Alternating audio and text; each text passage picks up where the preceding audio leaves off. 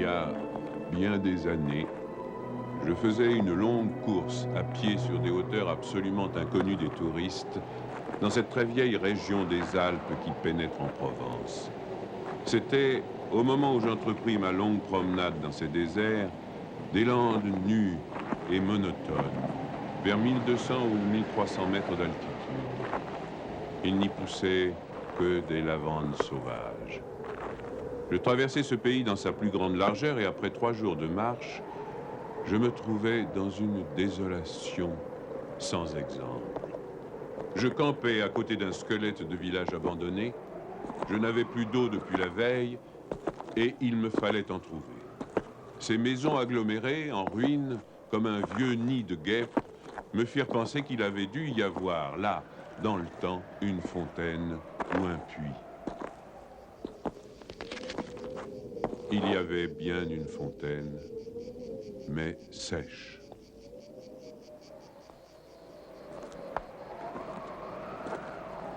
Les 5 à 6 maisons, sans toiture, rongées de vent et de pluie, la petite chapelle au clocher écroulé, étaient rangées comme le sont les maisons et les chapelles dans les villages vivants, mais toute la vie avait disparu. C'était un beau jour de juin, avec un grand soleil, mais sur ces terres sans abri et hautes dans le ciel, le vent soufflait avec une brutalité insupportable. Ces grondements dans les carcasses des maisons étaient ceux d'un fauve dérangé dans son repas. Il me fallut lever le camp.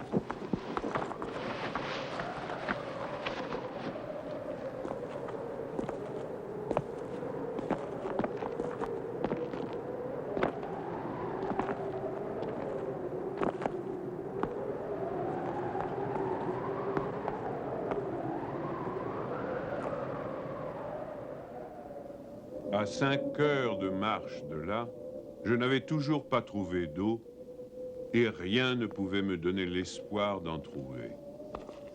C'était partout la même sécheresse, les mêmes herbes ligneuses.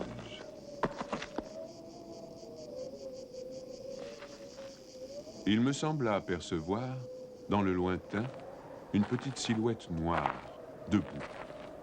Je la pris pour le tronc d'un arbre solitaire. À tout hasard, je me dirigeai vers elle. C'était un berger. Une trentaine de moutons, couchés sur la terre brûlante, se reposaient près de lui.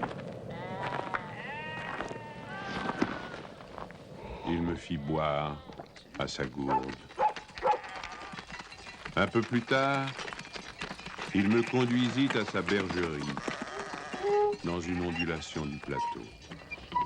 Il tirait son eau, excellente, d'un trou naturel très profond, au-dessus duquel il avait installé un treuil rudimentaire. Cet homme parlait peu, c'est le fait des solitaires, mais on le sentait sûr de lui et confiant dans cette assurance. C'était insolite dans ce pays dépouillé de tout. Il n'habitait pas une cabane, mais une vraie maison en pierre, où l'on voyait très bien comment son travail personnel avait rapiécé la ruine qu'il avait trouvée là, à son arrivée. Son toit était solide et étanche. Le vent qui le frappait faisait sur les tuiles le bruit de la mer sur les plages. Son ménage était en ordre, son parquet balayé, son fusil graissé. La soupe bouillait sur le feu. Je remarquai alors qu'il était aussi rasé de frais, que tous ses boutons étaient solidement cousus, que ses vêtements étaient reprisés avec le soin minutieux qui rend les reprises invisibles.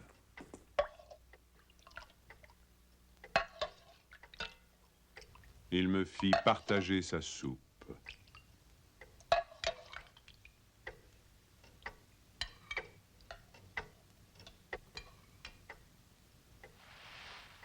Comme après, je lui offrais ma blague à tabac, il me dit qu'il ne fumait pas. Son chien, silencieux comme lui, était bienveillant, sans bassesse.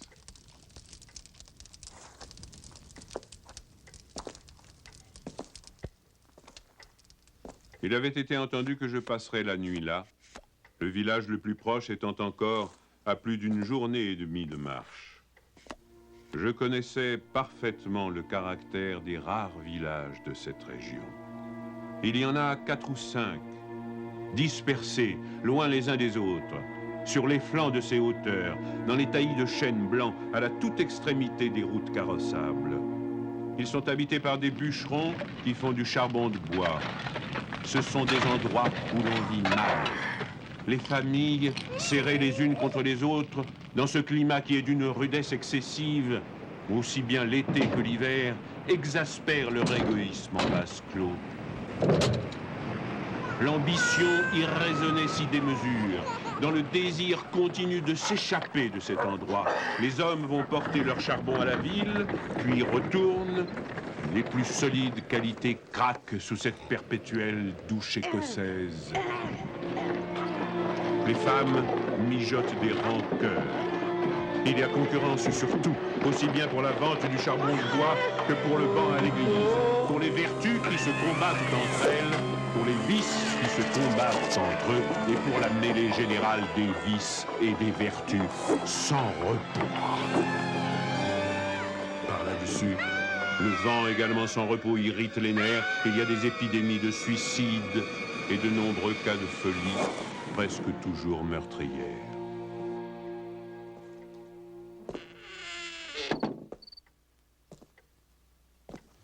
Le berger qui ne fumait pas alla chercher un petit sac et déversa sur la table un tas de glands. Il se mit à les examiner, un après l'autre, avec beaucoup d'attention, séparant les bons des mauvais. Je fumais ma pipe, je proposais de l'aider. Il me dit que c'était son affaire. En effet, voyant le soin qu'il mettait à ce travail, je n'insistais pas. Ce fut toute notre conversation. Quand il eut du côté des bons un tas de glands assez gros, il les compta par paquets de 10. Ce faisant, il éliminait encore les petits fruits ou ceux qui étaient légèrement fendillés, car il les examinait de fort près.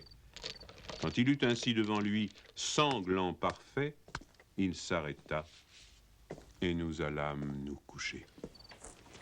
La société de cet homme donnait la paix. Je lui demandai le lendemain la permission de me reposer tout le jour chez lui. Il le trouva tout naturel, ou plus exactement, il me donna l'impression que rien ne pouvait le déranger. Ce repos ne m'était pas absolument obligatoire, mais j'étais intrigué et je voulais en savoir plus. Il fit sortir son troupeau et le mena à la pâture. Avant de partir, il trempa dans un seau d'eau le petit sac où il avait mis les glands soigneusement choisis et comptés. Je remarquai qu'en guise de bâton, il emportait une tringle de fer grosse comme le pouce et longue d'environ 1,50 m.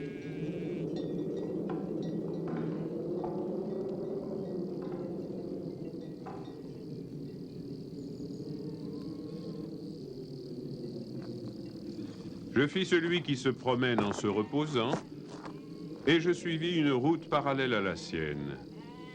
La pâture de ces bêtes était dans un fond de combe. Il laissa le petit troupeau à la garde du chien et monta vers l'endroit où je me tenais. J'eus peur qu'il vînt pour me reprocher mon indiscrétion, mais pas du tout.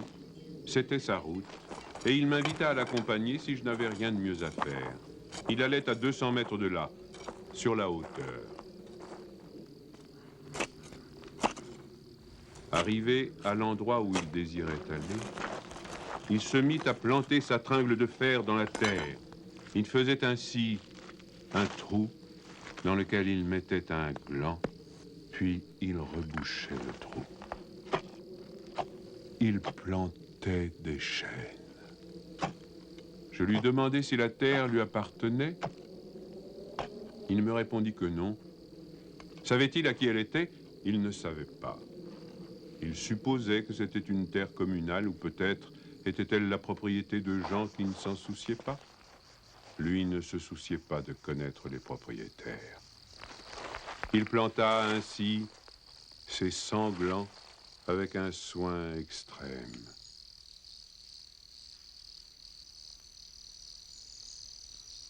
Après le repas de midi, il recommença à trier sa semence. Je mis, je crois, assez d'insistance dans mes questions, puisqu'il y répondit. Depuis 3 ans, il plantait des arbres dans cette solitude. Il en avait planté 100 000. Sur les 100 000, 20 000 étaient sortis. Sur ces 20 000, il comptait encore en perdre la moitié du fait des rongeurs ou de tout ce qu'il y a d'impossible à prévoir dans les desseins de la Providence. Restaient 10 000 chênes qui allaient pousser dans cet endroit où il n'y avait rien auparavant. C'est à ce moment-là que je me souciais de l'âge de cet homme. Il avait visiblement plus de 50 ans. 55, me dit-il. Il s'appelait Elzéar Bouffier. Il avait possédé une ferme dans les plaines. Il y avait réalisé sa vie. Il avait perdu son fils unique, puis sa femme. Il s'était retiré dans la solitude où il prenait plaisir à vivre lentement avec ses brebis et son chien. Il avait jugé que ce pays mourait par manque d'arbres. Il ajouta que n'ayant pas d'occupation très importante, il avait résolu de remédier à cet état de choses. Mon jeune âge me forçait à imaginer l'avenir en fonction de moi-même et d'une certaine recherche du bonheur. Je lui dis que dans 30 ans, ces 10 000 chênes seraient magnifiques. Il me répondit très simplement que si Dieu lui prêtait vie, dans 30 ans, il en aurait planté tellement d'autres que ces 10 000 seraient comme une goutte d'eau dans la mer. Il étudiait déjà la reproduction des hêtres et il en avait près de sa maison une pépinière issue des faînes. Les sujets qu'il avait protégés de ses moutons étaient de toute beauté. Il pensait également à des bouleaux pour les fonds où, me dit-il, une certaine humidité dormait à quelques mètres de la surface du sol. Nous nous séparâmes le lendemain. L'année d'après, il y eut la guerre de 14 dans laquelle je fus engagé pendant 5 ans. Un soldat d'infanterie ne pouvait guère y réfléchir à des arbres.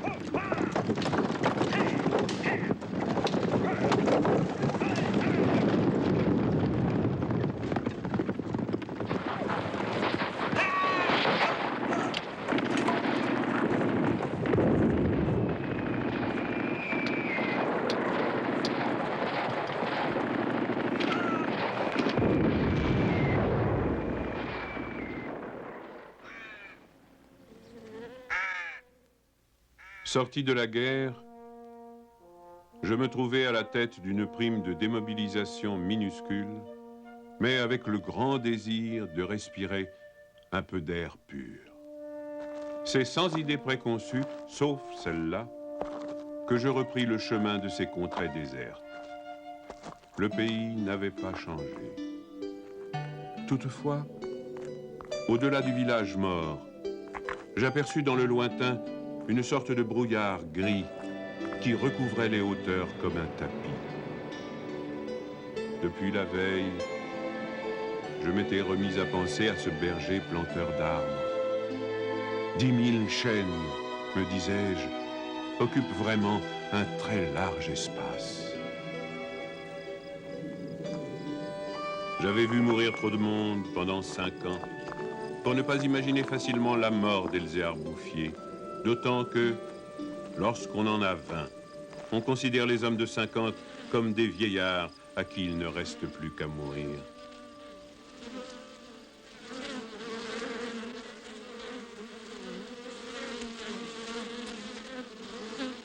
Il n'était pas mort. Il avait changé de métier. Il ne possédait plus que 4 brebis, mais par contre, une centaine de ruches. Il s'était débarrassé des moutons qui mettaient en péril ses plantations d'arbres. Il ne s'était pas du tout soucié de la guerre. Il avait imperturbablement continué à planter. Les chênes de 1910 avaient alors 10 ans et étaient plus hauts que moi et que lui. Le spectacle était impressionnant. J'étais littéralement privé de parole. Et comme lui ne parlait pas, nous passâmes tout le jour en silence à nous promener dans sa forêt. Elle avait en 3 tronçons 11 kilomètres de long et 3 kilomètres dans sa plus grande largeur. Quand on se souvenait que tout était sorti des mains et de l'âme de cet homme, sans moyens techniques, on comprenait que les hommes pourraient être aussi efficaces que Dieu dans d'autres domaines que la destruction. Il avait suivi son idée. Et les hêtres qui m'arrivaient aux épaules, répandus à perte de vue, en témoignaient. Les chênes étaient drus et avaient dépassé l'âge où ils étaient à la merci des rongeurs. Quant au dessein de la Providence elle-même, pour détruire l'œuvre créée, il lui faudrait avoir désormais recours au cyclone. Il me montra d'admirables bosquets de bouleaux qui dataient de 5 ans, c'est-à-dire de 1915, de l'époque où je combattais à Verdun. Il leur avait fait occuper tous les fonds où ils soupçonnaient, avec juste raison, qu'il y avait de l'humidité presque à fleur de terre. Ils étaient tendres comme des adolescents et très décidés. La création avait l'air d'ailleurs de s'opérer en chaîne. Il ne s'en souciait pas. Il poursuivait obstinément sa tâche, très simple. Mais, en redescendant par le village, je vis couler de l'eau dans des ruisseaux qui, de mémoire d'homme, avaient toujours été à sec. C'était la plus formidable opération de réaction qu'il m'ait été donné de voir. Ces ruisseaux secs avaient jadis porté de l'eau dans des temps très anciens. Certains de ces villages tristes dont j'ai parlé au début de mon récit s'étaient construits sur les emplacements d'anciens villages gallo-romains dont il restait encore des traces, dans lesquels les archéologues avaient fouillé et ils avaient trouvé des hameçons à des endroits où, au XXe siècle, on était obligé d'avoir recours à des citernes pour avoir un peu d'eau. Le vent aussi dispersait certaines graines. En même temps que l'eau réapparut, réapparaissaient les saules, les osiers, les prés, les jardins, les fleurs et une certaine façon de vivre. Mais la transformation s'opérait si lentement qu'elle entrait dans l'habitude sans provoquer d'étonnement. Les chasseurs qui montaient dans les solitudes à la poursuite des lièvres ou des sangliers avaient bien constaté le foisonnement des petits arbres, mais ils l'avaient mis sur le compte des malices naturelles de la terre. C'est pourquoi personne ne touchait à l'œuvre de cet homme. Si on l'avait soupçonné, on l'aurait contrarié. Il était insoupçonnable. Qui aurait pu l'imaginer? Dans les villages et les administrations, une telle obstination dans la générosité la plus magnifique.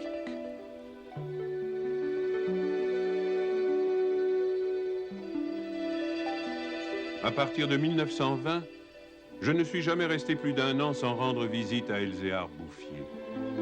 Je ne l'ai jamais vu fléchir ni douter. Et pourtant, Dieu sait si Dieu même y pousse. Je n'ai pas fait le compte de ses déboires. On imagine bien cependant que pour une réussite semblable, il a fallu vaincre l'adversité, que pour assurer la victoire d'une telle passion, il a fallu lutter avec le désespoir.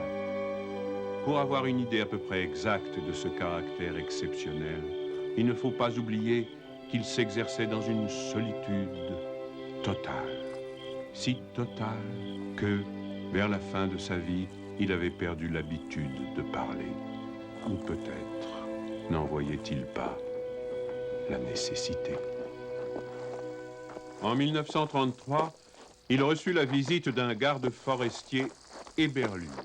Ce fonctionnaire lui intima l'ordre de ne pas faire de feu dehors, de peur de mettre en danger la croissance de cette forêt naturelle.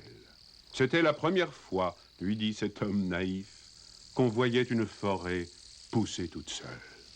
En 1935, une véritable délégation administrative vint examiner la forêt naturelle.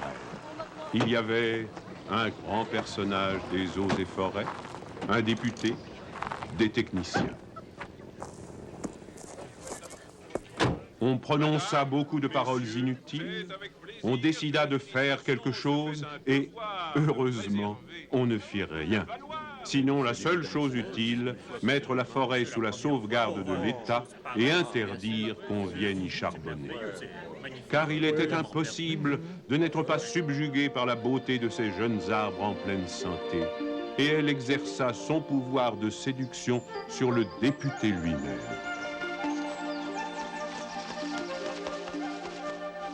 J'avais un ami parmi les capitaines forestiers qui était de la délégation. Je lui expliquai le mystère. Un jour de la semaine d'après, nous allâmes tous les deux à la recherche d'Elzéar Bouffier. Nous le trouvâmes en plein travail, à 20 km de l'endroit où avait eu lieu l'inspection. Ce capitaine forestier n'était pas mon ami pour rien. Il connaissait la valeur des choses. J'offris les quelques œufs que j'avais apportés en présent. Nous partageâmes notre casse-croûte en trois et quelques heures passèrent dans la contemplation muette du paysage. Le côté d'où nous venions était couvert d'arbres de 6 à 7 mètres de haut. Je me souvenais de l'aspect du pays en 1913, le désert.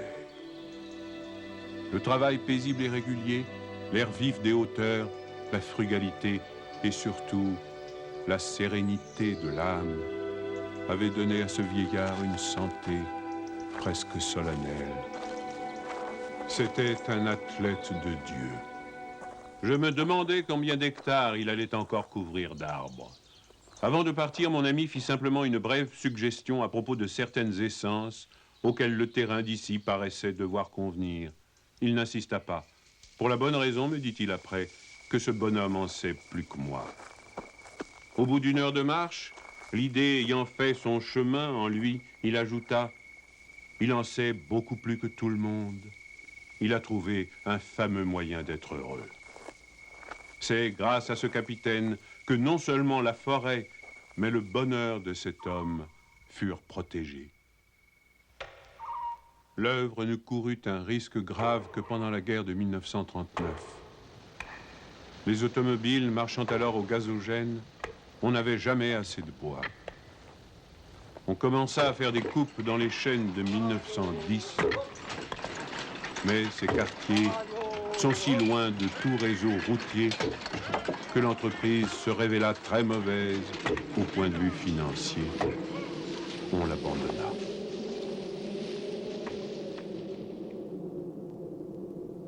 Le berger n'avait rien vu. Il était à 30 km de là, continuant paisiblement sa besogne, ignorant la guerre de 39, comme il avait ignoré la guerre de 14. J'ai vu Elzéar Bouffier pour la dernière fois en juin 1945.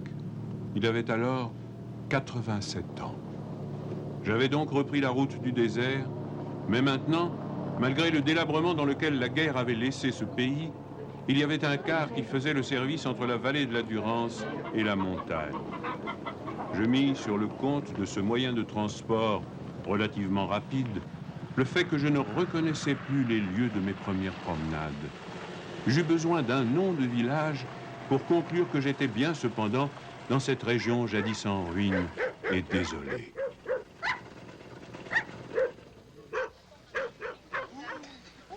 Le car me débarqua à Vergon.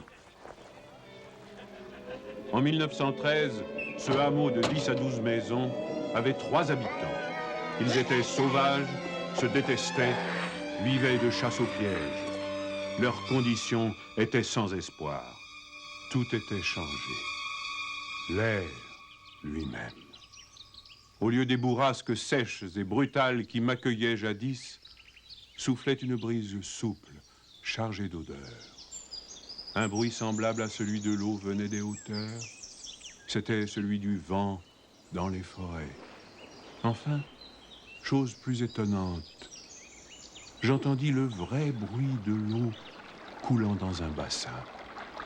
Je vis qu'on avait fait une fontaine, qu'elle était abondante, et ce qui me toucha le plus, on avait planté près d'elle un tilleul, symbole incontestable d'une résurrection.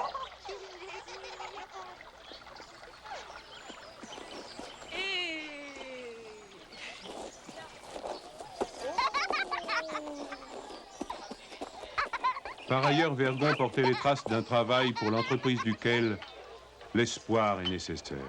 L'espoir était donc revenu. On avait déblayé les ruines, abattu les pans de murs délabrés. Les maisons neuves, crépies de frais, étaient entourées de jardins potagers où poussaient, mélangés mais alignés, les légumes et les fleurs, les choux et les rosiers, les poireaux et les gueules de loup, les céleris et les anémones. C'était désormais un endroit où l'on avait envie d'habiter. À partir de là, je fis mon chemin à pied. La guerre dont nous sortions à peine n'avait pas permis l'épanouissement complet de la vie, mais Lazare était hors du tombeau. Sur les flancs abaissés de la montagne, je voyais de petits champs d'orge et de seigle en herbe. Au fond des étroites vallées, quelques prairies verdissaient.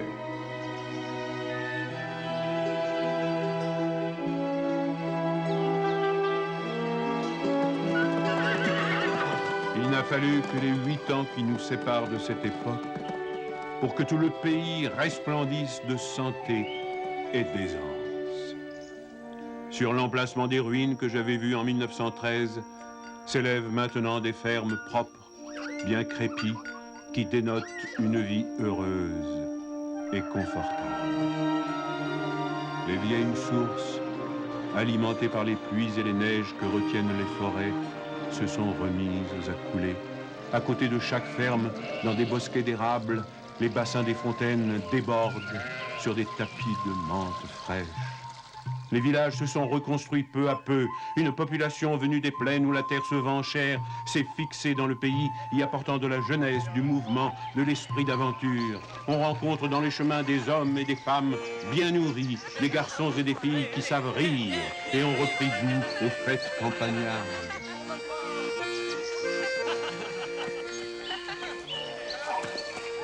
Si on compte l'ancienne population, méconnaissable depuis qu'elle vit avec douceur, et les nouveaux venus, plus de 10 000 personnes doivent leur bonheur à Elzéar Bouffier. Quand je pense qu'un homme seul, réduit à ses simples ressources physiques et morales, a suffi pour faire surgir du désert ce pays de Canaan, je trouve que malgré tout, la condition humaine est admirable.